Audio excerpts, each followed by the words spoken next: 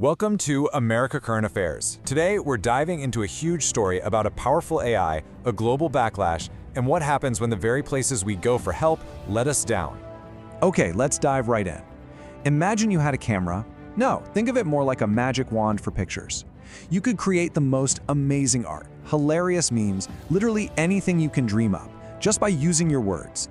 But what happens when people start using that magic to create fake, really hurtful images of other people without their permission? Well, that's the exact problem that just exploded online. And this brings us to an AI tool from Elon Musk's company. It's called Grok.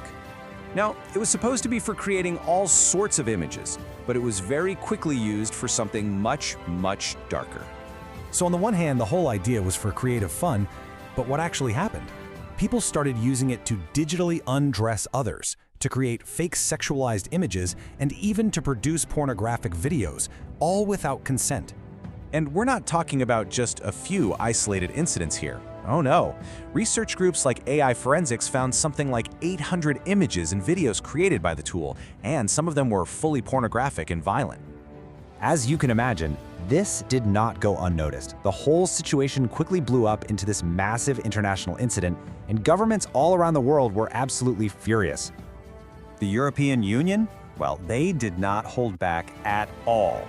A spokesperson made it crystal clear that this kind of content has absolutely no place in Europe and that it violates their laws, especially when it involved images made to look like children.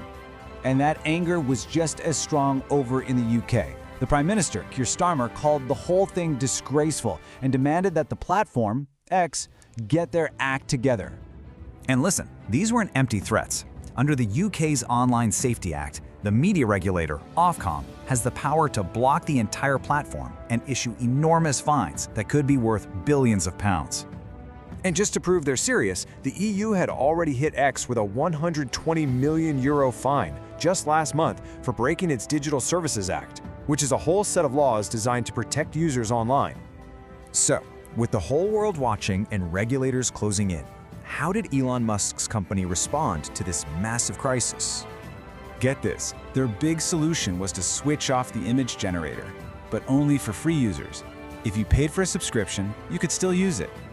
Yeah, as you can probably guess, that fix did not go over well. In fact, it just made people even angrier. Let's look at why. The UK government immediately called the move insulting to victims. They basically said it proved that X could act fast when it wanted to, but instead of stopping the abuse, it just chose to hide it behind a paywall. And charities totally agreed. An organization called Refuge said the company was now literally profiting from the ability to create harmful content. They called it the monetization of abuse. But, this story isn't just about one company's terrible decision. It actually reveals a much deeper, more painful problem with how these giant platforms treat victims of online abuse. Researchers actually have a name for this. It's called institutional betrayal. Think of it like this. You're in trouble. You call for help. But the very person who is supposed to help you, the one you trust, actually makes the situation worse. For people trying to get these fake images taken down, the reporting process itself is often traumatizing. They have to deal with confusing, cold, and difficult menus, forcing them to relive their trauma over and over again just to ask for help. Yeah, academic research shows that victims face a system that just feels hostile and broken. Their complex, painful experiences get forced into these simple little drop-down boxes, and then they're often met with silence, or told that a clear violation somehow isn't a violation, or they even get punished for trying to get help.